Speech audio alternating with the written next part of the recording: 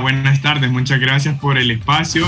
Solo una pequeña aclaración. En este caso sí soy representante legal, pero de la ASJ, que igual nosotros nos hemos pronunciado ampliamente sobre el tema y con todo gusto pues opinaremos en este momento sobre lo que expresó Odile Fernández, en este caso sobre el Código Penal que ha estado sobre el escenario de debate político en las últimas semanas.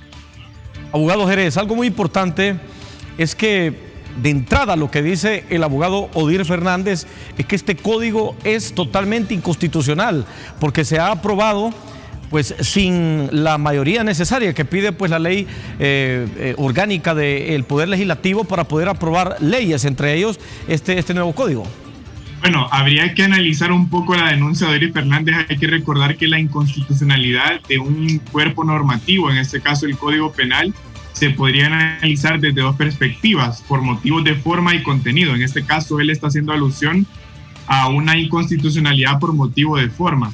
Hay que tomar en cuenta que la ley orgánica del Congreso Nacional determina que para iniciar sesiones se requiere por lo menos la mitad más uno de los diputados, que en este caso serían 65 diputados. Por lo que habría que ver si al momento de que se iniciaron las sesiones, en todas las sesiones que se discutió el Código Penal, porque obviamente fueron muchas sesiones, se contaba con la mayoría simple. Ahora, también hay que entender que el CNA presenta un reclamo de que el Código Penal no debe entrar en vigencia en su totalidad.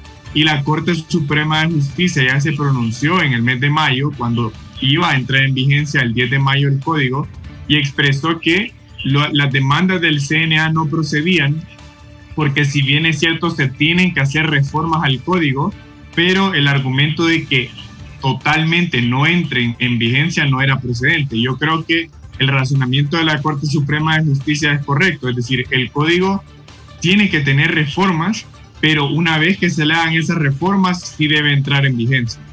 Pero esto es delicado, abogado Jerez, porque ya de manera clara y concisa lo han mencionado los representantes del Consejo Nacional Anticorrupción. 1 minuto, 1 hora que entra en vigencia este nuevo código y con esto se podrían estar beneficiando muchos funcionarios y especialmente diputados que son juez y parte en esta situación porque muchos de ellos están vinculados a supuestos actos de corrupción.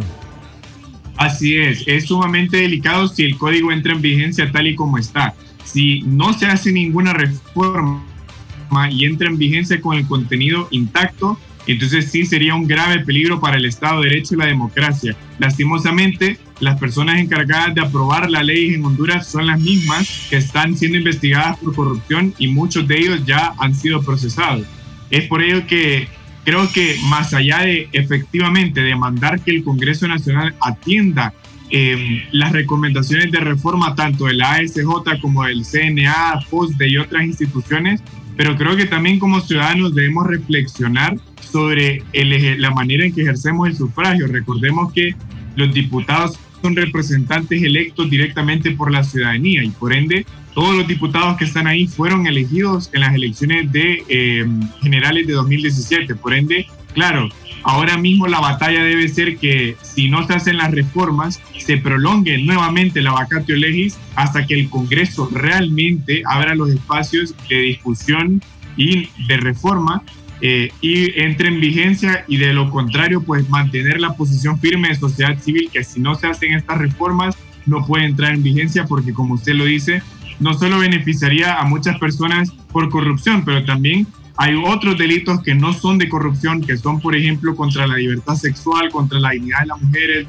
la dignidad de los niños, contra el patrimonio, cuyas penas se redujeron. Y eso también obviamente es un peligro para el Estado de Derecho. Es decir, hay delitos como violaciones, el delito de robo, delito de hurto, que la pena en el código vigente es pues un poco alta, pero se reduce el número de esas penas en el nuevo código. Y eso obviamente que es peligroso porque, primero, el código entonces no sería una disuasión para que las personas cometan delitos, sino que cometerían el delito y aún así podrían salir libres por todas las medidas desjudicializadoras que tiene el código, dado que las penas son bajas.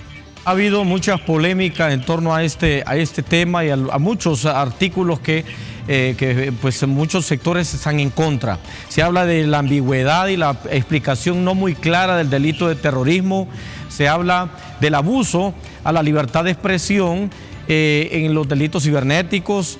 Estamos hablando también de el suavizar delitos como femicidios y en contra de las mujeres y otros sectores minoritarios en el país, y también suavizar pues las penas a los que están vinculados a malversación de caudales públicos o enriquecimiento ilícito.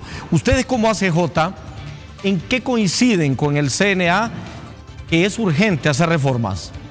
Coincidimos en que se tienen que reformar justamente esas figuras que usted mencionó, pero nosotros sí creemos que una vez que el Congreso Nacional atienda a esas recomendaciones de reforma, y ya el código entonces sí tenga un cuerpo normativo aceptable jurídicamente y socialmente, entonces que entre en vigencia. Por otro lado, el CNA lo que promueve es que definitivamente no entre en vigencia. Yo creo que es válida la postura de ellos, tienen el derecho a hacerla, es una institución de sociedad civil insigne en combate a la corrupción también, pero creo que también hay que ser un poco realistas. Es imposible que el nuevo Código Penal tenga o no tenga reformas, no entre en vigencia, porque estamos hablando que tanto la reforma como su entrada en vigencia dependen de la voluntad política de los diputados.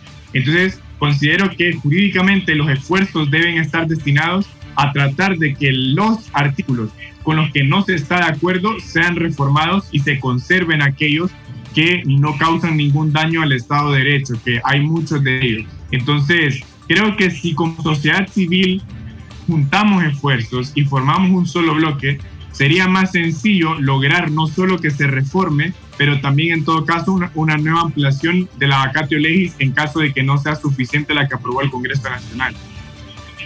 ¿Sería viable una nueva vacación de la ley o vacatio legis, como se le llama técnicamente? ¿Y por cuánto tiempo, abogado Jerez? Sí sería viable. El Congreso Nacional tiene esa facultad de determinar la ampliación de la vacatio legis. La ley ni la Constitución le ponen una limitación. Lo único es que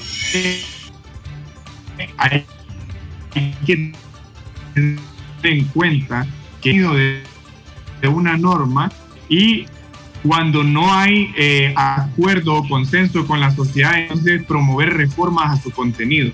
Entonces, si llega el 25 de junio, que es la fecha en la que está calendarizado la entrada en vigencia del código, y no se ha cumplido ni la socialización con la ciudadanía, con los fiscales, con los jueces encargados de aplicar el código, y por otro lado, no se han hecho las reformas que demanda la sociedad, el Congreso Nacional perfectamente puede ampliar la vacatio legis por el tiempo que estime pertinente. Obviamente, entre más se amplía la vacatio legis y no se obtiene respuesta del Congreso Nacional, el mensaje que está enviando es que se prolonga esa vacatio legis solamente para apaciguar un poco ese debate y esos reclamos sociales, pero no para atender las reformas que reclama la ciudadanía. Las Naciones Unidas se han pronunciado a través del Alto Comisionado de Derechos Humanos de esa organización mundial, preocupados por algunas situaciones que vienen en este código nuevo y que podrían violentar ciertos derechos humanos para los hondureños. ¿Qué puede hacer el pueblo hondureño cuando sabemos que hay un nudo de diputados que están enfrascados en aprobar este código, porque hay muchos que se van a beneficiar y no escuchan al pueblo hondureño? Al parecer están sordos cuando el Congreso Nacional y los diputados se deberían de deber a lo que quiere el pueblo hondureño. Así es, yo creo que lo que la ciudadanía puede hacer, tomando en cuenta las limitaciones que tenemos, es pronunciarse en sus redes sociales y otros mecanismos que tenga disponibles en contra de que entre en vigencia mientras no se hagan las reformas. Como usted bien lo dijo, hay artículos en este nuevo Código Penal que inclusive pueden ser utilizados para disminuir la capacidad de la ciudadanía de protestar, cosa que es un derecho constitucional, la protesta social. Entonces, el Congreso Nacional tiene muy claro la posición, no solo de organizaciones de sociedad civil de Honduras, pero también, como usted lo dijo, organismos internacionales como Naciones Unidas y CEGIL, es decir, muchas organizaciones internacionales ya se han pronunciado. Por ende, el Congreso Nacional está obligado. Yo sostengo que al ser ellos representantes directos de la ciudadanía, están obligados a escuchar a los grupos organizados de sociedad civil y a otros grupos ciudadanos para reformar el contenido del código. De lo contrario, una vez que entre en vigencia, automáticamente es retroactivo para beneficiar personas que han sido procesadas por corrupción, pero también a futuro, porque ya entonces hechos como la protesta social y otras actividades pueden ser sancionadas en contra de los derechos constitucionales que tienen los ciudadanos. Delicada la situación que nos explica abogado Jerez, con eso me da la impresión que podrían ir muchos opositores al gobierno presos por pronunciarse en contra de algunas decisiones gubernamentales. O como usted lo menciona, hacer una protesta a través de redes sociales sería un delito. Mucho más si se hace una propuesta en las calles. Sí, es decir, el riesgo es latente justamente porque el contenido de la ley es ambiguo. Y recordemos que hay precedentes en los que la ley ha sido utilizada por la clase política para poder judicializar y sancionar personas en el marco de la protesta social. Y no solo protesta siendo esta una movilización ciudadana, también periodistas. Entonces, creo que hay muchos sectores de la sociedad que entrarían en situación de vulnerabilidad justamente por el contenido del código, y por eso sostenemos que la ciudadanía debe mantenerse activa en demandar al Congreso Nacional para que efectúen la convocatoria pública a todos los sectores de la sociedad, organizados o no organizados, y atender esas recomendaciones de reforma. Todavía tenemos tiempo, creo que hasta el 25 de junio entra en vigencia el Código Penal, el nuevo código. Por ende, la ciudadanía debe mantenerse activa y no debemos cesar en nuestros esfuerzos de pedir que se reforme el código, y que si no se reforma, entonces que no entre en vigencia. Abogado Jerez, usted que ha leído muy bien este nuevo código y pues ha estudiado el tema, hay un tema muy importante, el tema de las extradiciones. Hoy por hoy que hemos visto que hay una gran cantidad de extradiciones de personas que están vinculadas al gobierno, pero también al narcotráfico y al enriquecimiento ilícito, y que han terminado pues en los Estados Unidos vinculando a policías y altos jerarcas de los cuerpos de seguridad del país. ¿Es un tecnicismo? ¿Es una mala interpretación o verdaderamente, si entra en vigencia este código, se estaría prohibiendo la extradición de hondureños hacia los Estados Unidos? No estaría prohibiendo. La extradición creo que es de los pocos temas que seguirían intactos.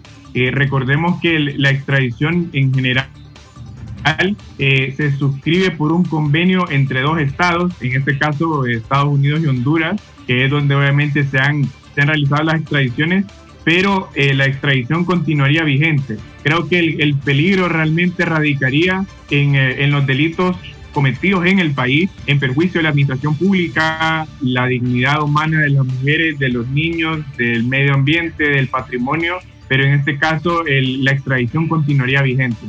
Usted habla... Y por ende, Estados Unidos podría seguir solicitando la extradición de otros hondureños vinculados al narcotráfico y otros delitos en perjuicio del gobierno de Estados Unidos.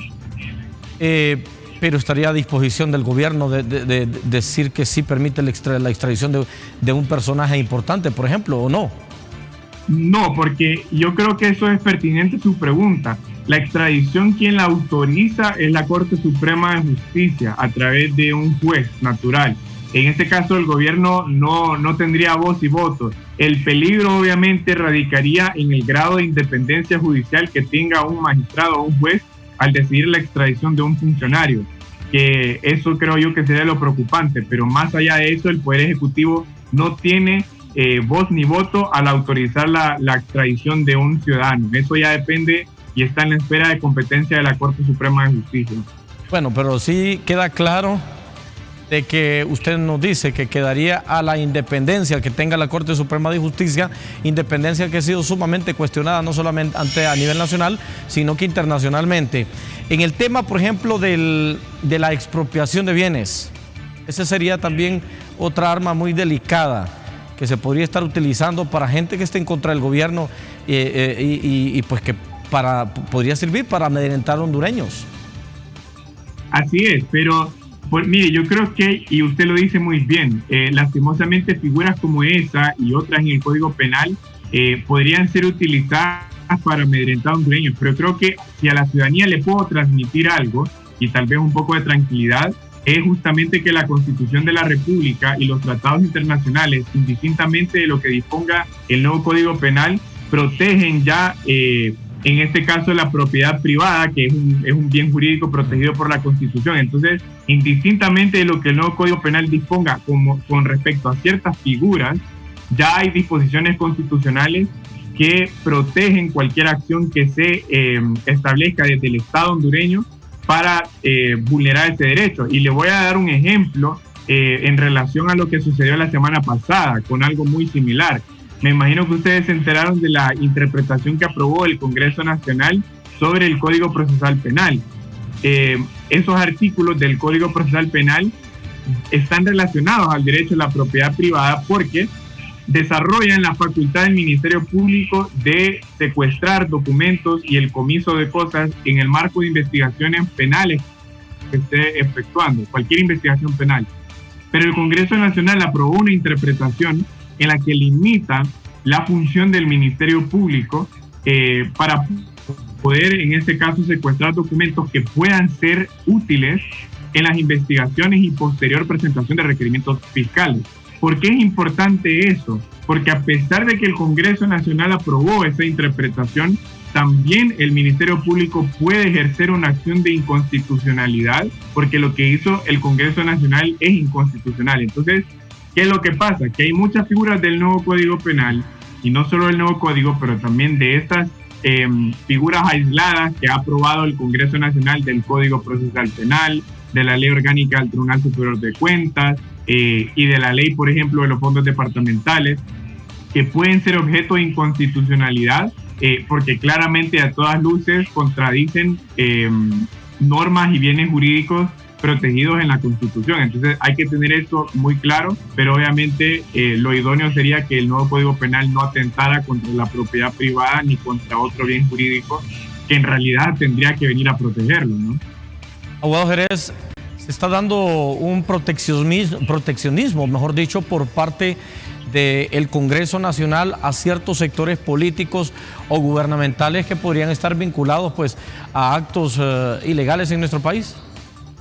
Esa es la percepción que tenemos todos los ciudadanos. Yo creo que si uno mira las acciones del Congreso Nacional en los últimos años, se da cuenta que no solo con la terminación del convenio de la MASI, pero con la aprobación de muchas figuras que limitan la capacidad del Ministerio Público de ejercer la acción penal pública, de judicializar personas por corrupción y de casos judicializados por la MASI como el de Red de Diputados, vemos que lastimosamente la función parlamentaria, que tendría que ser íntegra, las personas que la integran, está siendo tergiversada por personas que presuntamente han participado en actos de corrupción. Y naturalmente, al tener ellos la posibilidad de crear la ley, ellos pueden blindar futuras investigaciones a través de la ley, que sería obligatoria para todos. Entonces, creo que eso definitivamente es la percepción ciudadana, es un riesgo, pero yo continúo que a pesar del trabajo que tenemos que seguir haciendo las organizaciones de sociedad civil para pronunciarnos sobre estos temas, como ciudadanos también tenemos que valorar un poco el ejercicio del sufragio, porque como le digo, al final los diputados que están en el Congreso Nacional fueron elegidos por la ciudadanía y me parece, inclusive si lo analizamos, muy lamentable que a día de hoy podamos afirmar que solo una pequeña porción de esos diputados del Congreso Nacional no han sido acusados por corrupción. Abogado Jerez, finalmente, y para que los hondureños entendamos de forma clara, usted nos ha dicho contundentemente que todo aquello que esté en este nuevo Código Penal, que esté en contradicción con la Constitución de la República, debe ser reformado.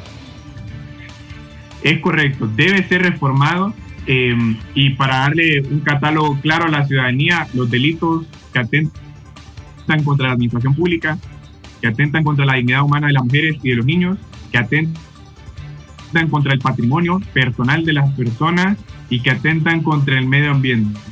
Esas son algunas de las figuras que deben ser reformadas en este nuevo Código Penal antes de que entre en vigencia, y en caso de que no sean reformadas, entonces se tiene que ampliar la vacatio legis hasta que el Congreso Nacional atienda esas demandas sociales. Gracias, abogado Rafael Jerez, por haber estado con nosotros y ahondar y aclarar más profundamente a la población hondureña sobre las polémicas que se están dando en torno a este nuevo Código Penal. Muchas gracias a ustedes por el espacio. Un placer saludarle al abogado Rafael Jerez, es asesor jurídico de una asociación para una sociedad más justa, la organización ACJ, miembros de la sociedad civil de nuestro país que están pues en sintonía con muchos sectores que opinan que hay muchos artículos de este Código Penal que están al margen de la ley, que están en contradicción con la Constitución de la República y con los derechos humanos de los hondureños. Así que gracias pues al abogado Rafael Jerez por ampliarnos sobre esta temática.